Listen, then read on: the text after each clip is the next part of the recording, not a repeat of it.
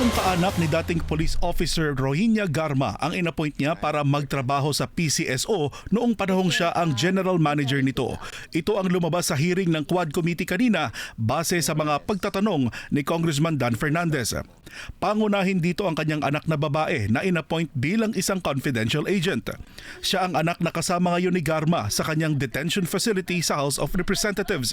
Ikinagulat ni Fernandez ang appointment ng anak ni Garma gayong marami umano itong karamdaman. Depensa ni Garma, dyslexia lang ang diagnosis sa kanyang anak noong panahon na i-appoint ito bilang confidential agent at hindi ito makaaapekto sa kanyang trabaho.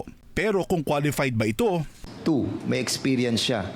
Previous experience in law enforcement. Meron ba siyang experience sa law enforcement? Your daughter? I'm not aware of that. You're not aware. You're together with her for 23 years. Hindi ka aware kung No. meron siyang experience sa law enforcement? Meron ba siya? Wala o meron? Wala. None, Mr. Chair. Correct. Ayon pa kay Fernandez, inappoint din ni Garma ang pinsan niyang si Marie Luis Sejorales bilang nurse. Admin officer naman ang kanyang hipag na si Doris Garma. Ang isa pang pinsan ni Garma, si Howard Manzan, kinuha niya bilang IT consultant. Gayon din ang asawa ni Howard na si Irene bilang private secretary.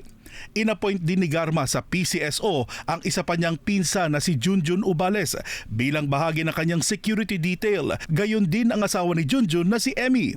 Sa dami ng mga kaanak ni Garma sa PCSO, tinanong siya ni Fernandez kung naaayon pa ba ito sa ethical standards.